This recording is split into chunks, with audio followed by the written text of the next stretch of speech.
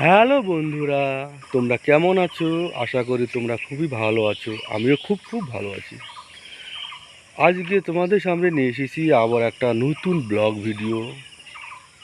আজকে আমি যাব আমার ব্লকে, সেখানে একটু কাজ আছে। সেখানে গিয়ে আমি কি করি সমস্তটাই তোমাদেরকে এই ভিডিওতে শেয়ার করব। দেখতে থাকো। যে যাওয়ার রাস্তাটা, সম্পূর্ণ রাস্তাটা তোমাদেরকে শেয়ার করবো, দেখাবো। গ্রামের ভিতর দিয়ে সম্পূর্ণ রাস্তাটা খুব ভালো,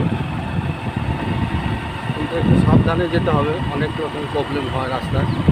চারিদিকে অনেক ফাঁকা জমি পড়ে আছে। এখন বর্ষার সময় সব ধান লাগানোর জন্য সব রেডি করছে। দেখতে পাচ্ছি জমি সব ধান লাগানোর জন্য রেডি।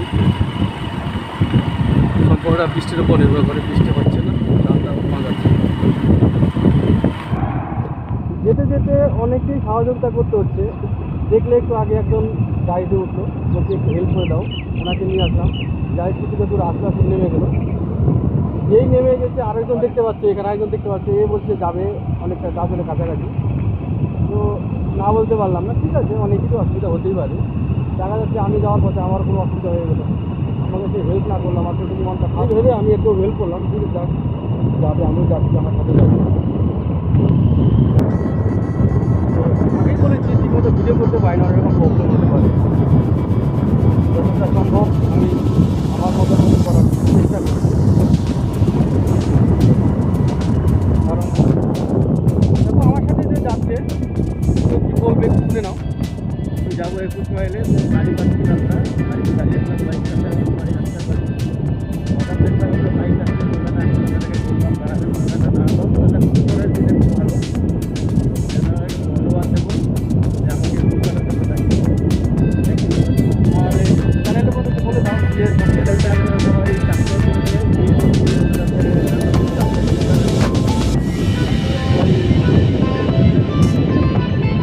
এটা যেহেতু মেন সড়কে চলে এসেছি, ওর জন্য আমি হেলমেটটা পরে নিচ্ছি, কারণ সেফটির জন্য। হেলমেটটা না করলে অসুবিধা হতে পারে, এর জন্য এখন হেলমেটটা পরে নিচ্ছি।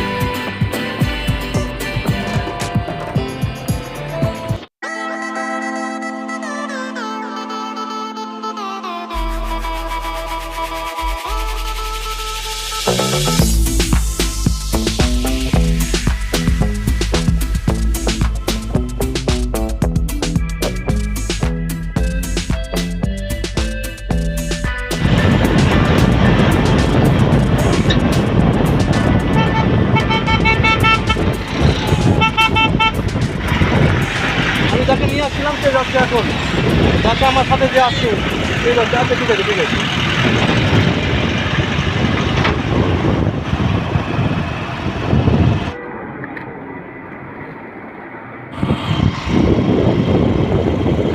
আবার একজনের সাথে দেখা হয়ে গেছে, উনি বলছে পুলিশ দেওয়ার জন্য।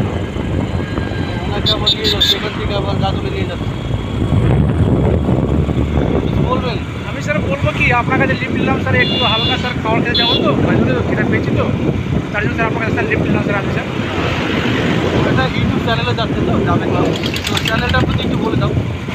Sir channel sir ID sir, আমি অসংখ্য ধন্যবাদ স্যার আপনাকে লিফট দেওয়ার জন্য স্যার। আর কি বলবো স্যার।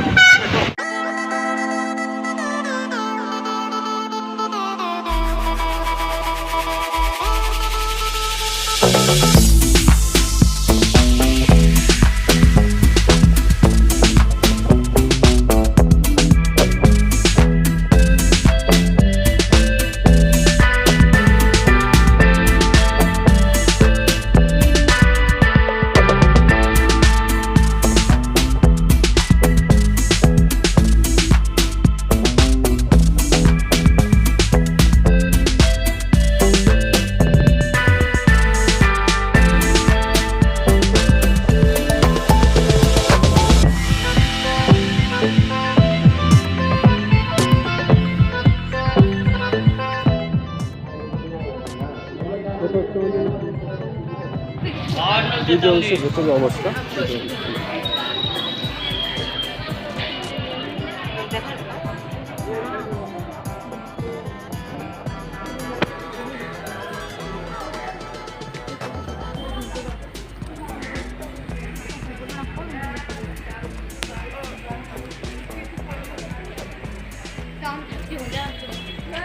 আর এটা হচ্ছে এসআই অফিস। সমস্ত যে সমস্ত প্রাইমারি স্কুলে মাস্টার আছে তাদের সমস্ত রকমের যে কাজকর্ম হয় সেই এই অফিসটাতেই হয়। এটা হচ্ছে এসআই অফিস। যেহেতু টাইম আছে একটু দেখিয়ে দিই কোথায় কোনটা কোন অফিস কী কাজ কোথায় কী হয়। আর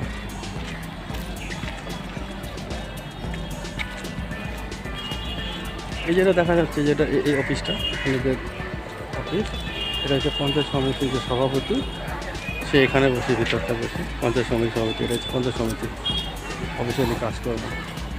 পঞ্চায়েত সমিতির মেম্বার বা পঞ্চায়েত সমিতির সভাপতি তারা এখানে বসে এই অফিসটাতে। অফিসটাতে পঞ্চায়েত সমিতির সভাপতি আর পঞ্চায়েত সমিতির মেম্বার যে সমস্ত অফিসিয়ালি কাজ সেটা এখানে বসে। আর বিডিও যেটা বিডিও অফিসটা আছে বিডিও রুম হচ্ছে এখানে। এটা হচ্ছে দেখাচ্ছি তোমাদের বিডিও অফিসটা বিডিও রুমটা। এটা বিডিও রুম।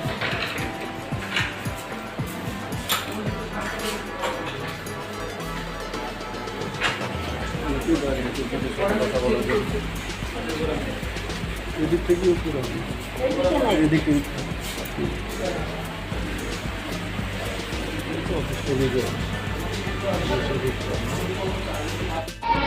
সেটা নিয়ে আমাদের ভিআরপি যারা ভাই বোনেরা যারা আছেন তারা তো কিছুটা জানেন, কিন্তু কোনো মানে এই যে নিজেদের মধ্যে ওরিয়েন্টেশনটা যে রুরাল প্র্যাকটিশনার বর্ণালজিস্ট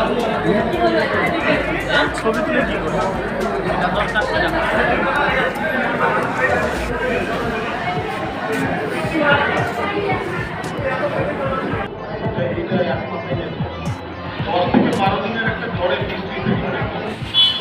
এই দাদার বিরিয়ানি দোকান আছে, কি নাম এটা?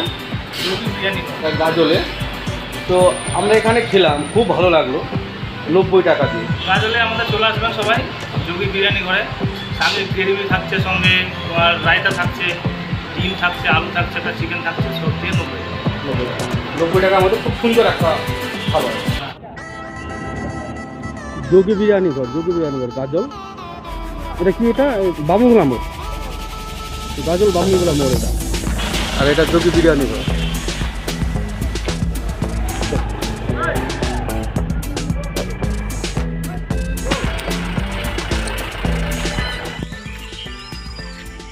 আজকের মতো এখানেই শেষ।